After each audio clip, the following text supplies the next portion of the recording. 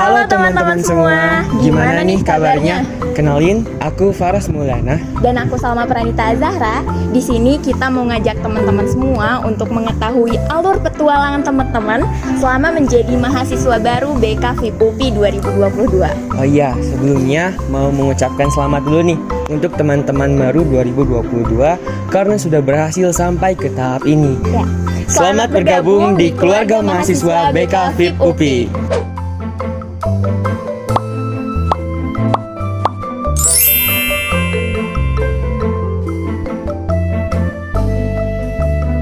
Tanpa berlama-lama lagi, kita langsung aja ke petualangan pertama yuk, yaitu petualangan pengenalan kampus UPI yang biasa disebut Mokaku.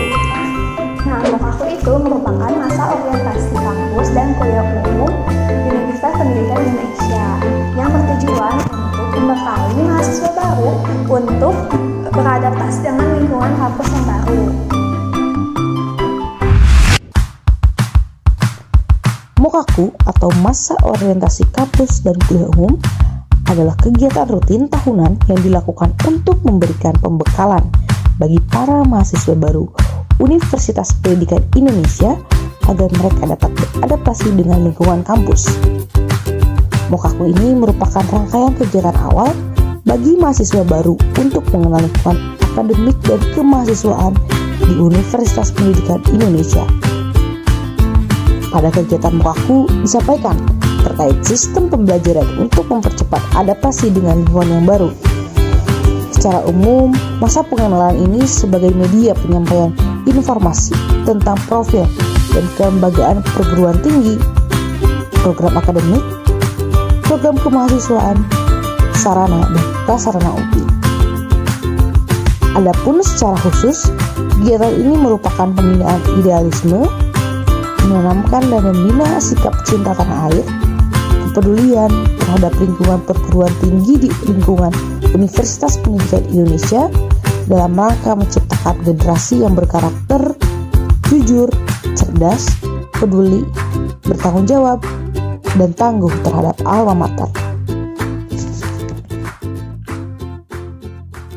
Wah, seru banget kan petualangannya? Seru banget dong pastinya. Oke, kita lanjut lagi ke petualangan selanjutnya, yaitu kegiatan kaderisasi mahasiswa baru BK FIP UPI atau yang biasa dikenal dengan kegiatan SK Moska.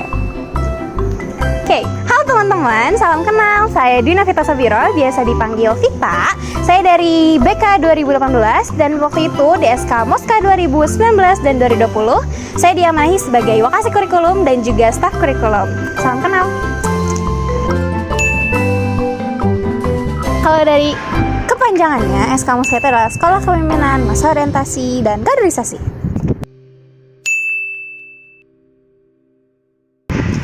Karena bakal banyak banget benefit yang didapetin gitu. Misalnya latihan dulu lah gitu. Kita ketemu dulu SK Moska, kan pertama kali pengapetan tuh dari situ ya gitu.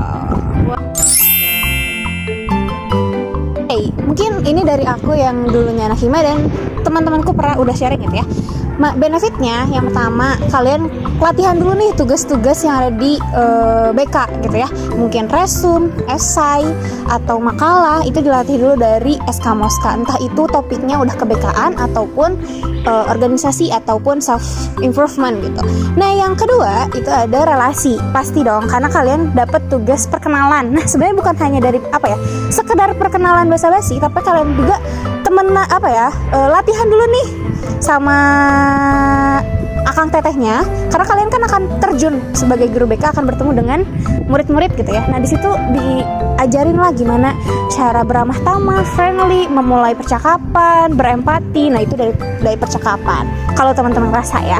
Terus ditambah yang paling penting juga adalah memanajemen waktu gitu, karena kan pasti teman-teman bakal ada bareng tutorial, mungkin tugas-tugas kampus gitu ya. Nah, disitulah kita ngelatih buat manajemen waktunya. Banyak banget benefit yang dapat dari SK Moska ini. Oke, sekolah kepemimpinan biasanya kita ada 4 kali pertemuan. Kenapa nih 4 kali? pertemuan tapi nggak langsung diredet gitu ya, tapi 1 bulan penuh di setiap weekend, dan itu bakal menambah self improvement teman-teman gitu ya. Tidak hanya topik-topik tentang kebekaan tadi juga, ataupun tentang kemanusiaan gitu ya, atau self improvement juga dapat. Dan kalau misalnya buat nambahin waktu juga gitu ya, dibanding terbuang sia-sia, mending kita ikut SK Moska 4 kali. Setelah sekolah kepemimpinan, berikutnya apa nih Teh? Beres SK ada yang namanya Moska Camp. Camping berarti ya, capture. Nah, disitulah Moska Camp. Wah, Seru banget kan?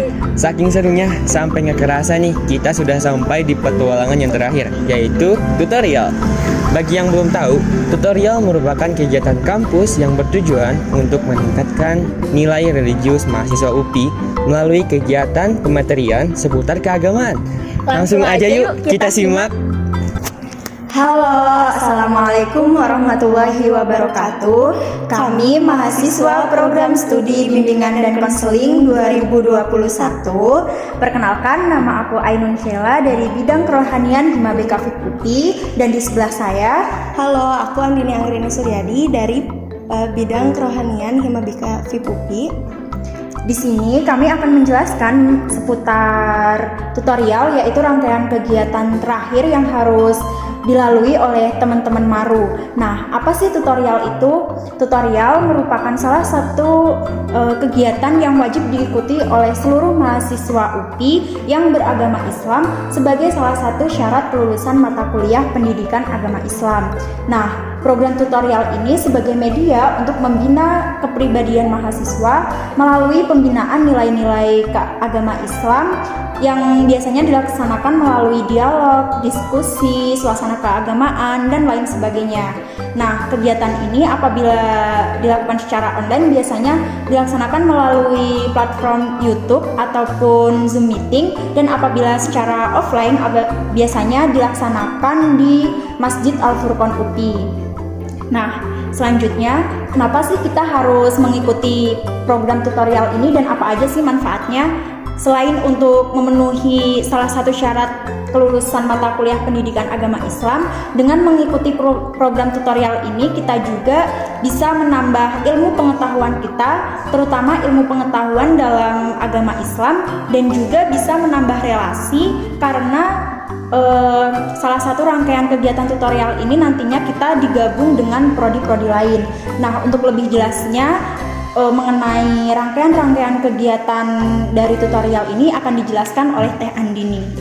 Nah, selanjutnya aku mau ngejelasin mengenai kegiatan apa aja sih di tutorial ini tuh. Jadi di dalam tutorial ini dilaksanakan dalam bentuk 4 kegiatan. Yang pertama ada kegiatan kuliah duha. Nah, kuliah duha ini biasanya dilaksanakan selama 8 kali pertemuan.